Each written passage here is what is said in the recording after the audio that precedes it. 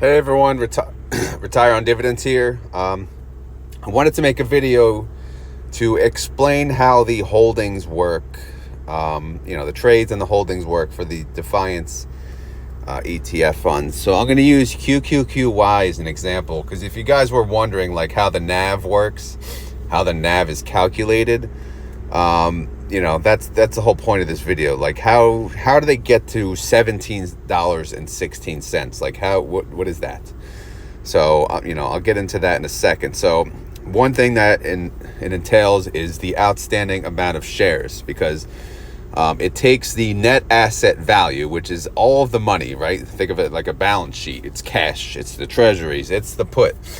It's all of that divided by how many people are in the fund, because you have to share, right?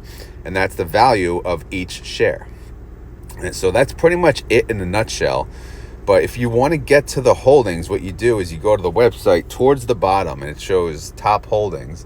If you hit view holdings, it'll show another screen, then you can export it, which is what I did for you guys on my spreadsheet. And here's my spreadsheet.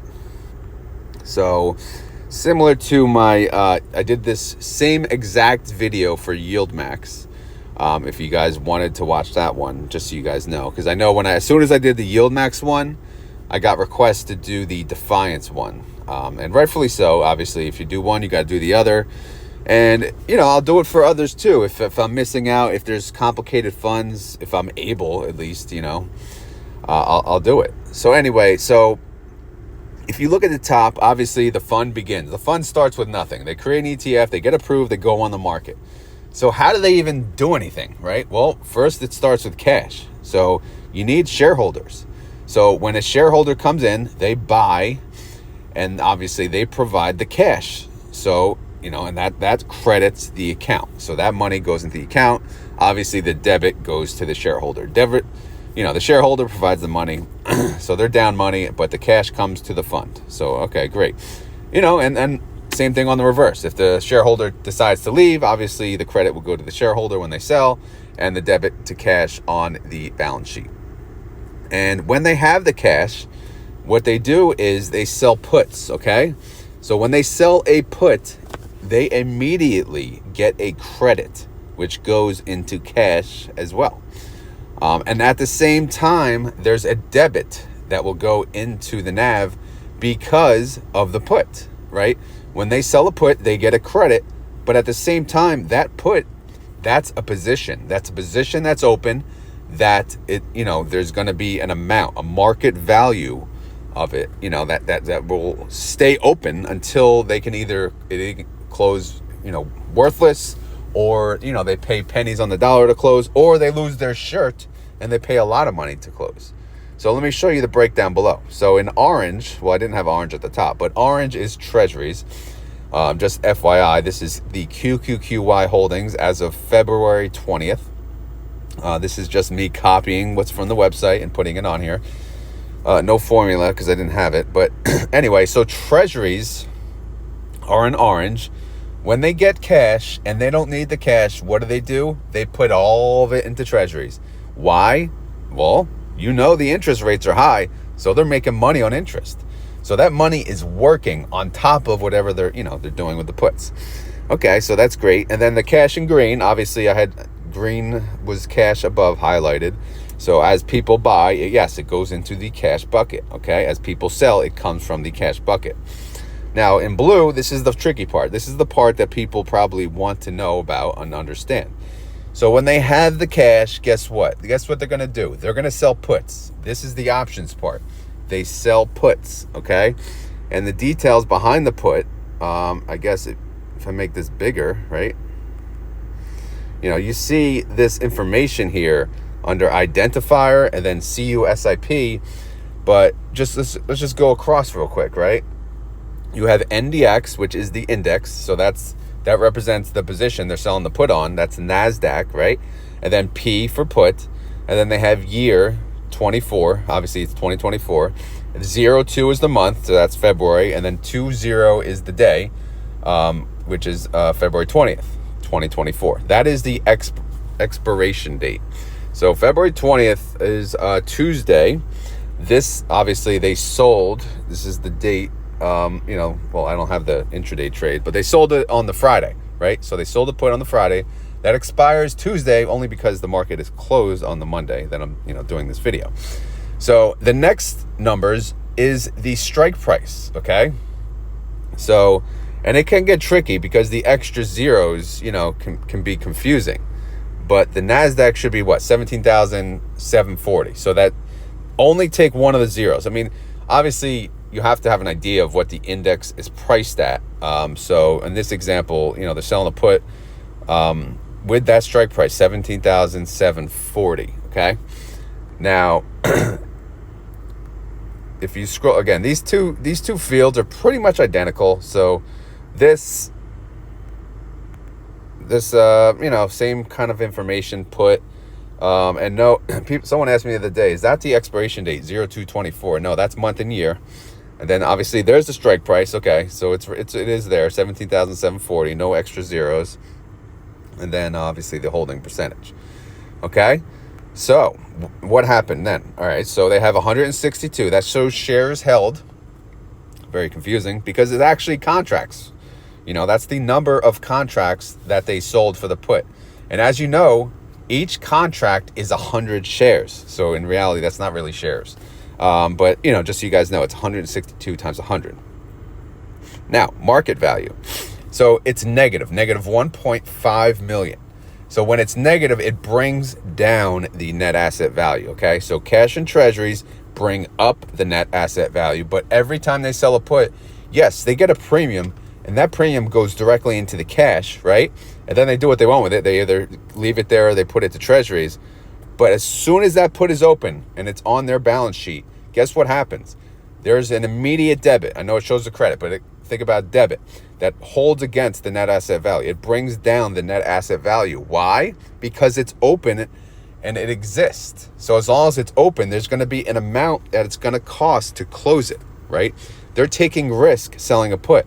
They're saying, okay, I think the index is going to close above 17,740 by February 20th, okay? And if it does, guess what happens? This market value will eventually decrease into nothing because the contract will be worthless. So the buyer on the other side will not get anything.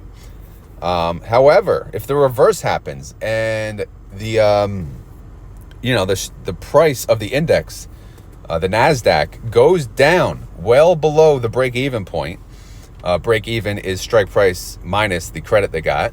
If it goes well below that, then guess what? The market value will increase. As you see here, this could go to like negative 3 million, which will decrease our market value of, will decrease, the total net asset value. So as you see right now, it's 284,000 net asset value. That could go down if the index goes down, because selling puts, it's a bullish position. You want the index to go up. You want the underlying, whatever you're selling puts on, you want that to go up above your strike so it expires worthless, you collect the premium, and you live on happily ever after. However, if it goes down, then guess what? You're going to have to pay money to the buyer, okay? So that's why, when you see a credit on, the holdings for any Defiance fund, that's bringing the net asset value down. But the credit is there because, again, they sold a put. So that put exists until it's closed. And as long as it exists, there's going to be an amount that shows that it's going to cost them to close it. Obviously, they wait. They wait until the expiration date, sometimes till the absolute close, sometimes 3 o'clock, sometimes who knows. They don't share that information. But typically, it's around, towards the end of the day, because these expire in 1 day. They call them 0 DTE, which is 0 days, but it's a 1 day expiration. So they'll obviously utilize the full time value, to go down and during the day up until when they can, when they deem necessary. But so this is what the holdings look like, and this is what they mean. So again, cash and treasuries, those are positive. They bring up the net asset value, and then as soon as they sell a put, yes, they'll get a credit, but that same credit, that same amount, will show a debit under the market value. And as the NASDAQ price goes up or down, guess what? This in blue, the put will go up or down. It all depends. If it goes up, if the index goes up in price, then the market value for this will decrease, increasing our net asset value. If the index goes down in price, then this will increase, decreasing our net asset value. Hopefully that makes sense in a nutshell. Again, it's pretty basic. Let's not overcomplicate it. So all four amounts equal the net asset value of $284,144,768. Outstanding shares total 16,550,000, which if you take net asset value and you divide by the outstanding shares, you get the NAV. The NAV, which pretty much represents the stock price, plus or minus a few cents. So the current value of QQQY as of today is 1717. And again, how is that calculated? Well, it's simple. Right above, cash plus treasuries. And then obviously, you're subtracting out how much it's going to cost to close the put. So we need these puts to make money. So as long as they make money, guess what? The NAV goes up and up and up. And you see those on my weekly recaps. As the NAVs go up, they're making money each day selling puts. As the NAV goes down, they're losing money each day. Okay? So right now the NAV is at 1717. So we want that to continue to go up. We want the market value of this put to eventually go down to nothing, which would mean the NASDAQ, the index that they're selling the put on, should go up. But we'll see. We got, in this example, we got to wait for Tuesday. But I hope I explained that well. I'm not sure if I did or not. I let you guys tell me. If you say I didn't, then I could always do it again. But if that helped, please let me know in the comments. If you enjoyed this content, please click that like button. If you want me to cover any other fun like this, please let me know. Again, I did the Yield Max, so please check it out. It's under my video somewhere, under the Yield Max playlist. But yeah, as always, this is not financial advice. I'm not a financial advisor. I'm just a schlep on YouTube. Just some random dude that you guys listen to. But, I'm just like you. I'm no one special. I speak normal language. I don't throw out big terms. It's not needed. We speak normal. We're normal investors. We don't need to throw out the words, right? I don't speak Greek, so I don't use the Greeks. I use plus minus, basic stuff here. We're not one of those investor nerds sitting in the cubicle. We're just normal people trying to learn, trying to make money, trying to retire. We don't need to be, these geniuses with the big glasses to understand this. We just need to know the basics. And here it is. This is the basics. But anyway, guys, I got to go to the gym. I hope this video helped. If it did help, again, please let me know in the comments. And as always, click like. If you want to help the channel, please share this video. And last but not least, if you have made it this far into the video, it is chest day. Assuming I'm not too sore. It is chest day. So I guess you could put go do chest, bro. Or go bench, bro. Or something like that, right? Something like that, because I got to get my ass moving. But yeah, the car finally warmed up. I decided to do the video as the car warmed up, so I was freezing halfway through the video. I'm not sure if you noticed. But anyway, I got to go. Have a good workout, and I hope you guys have a great rest of your weekend, and I thank you for watching. Take care. Later.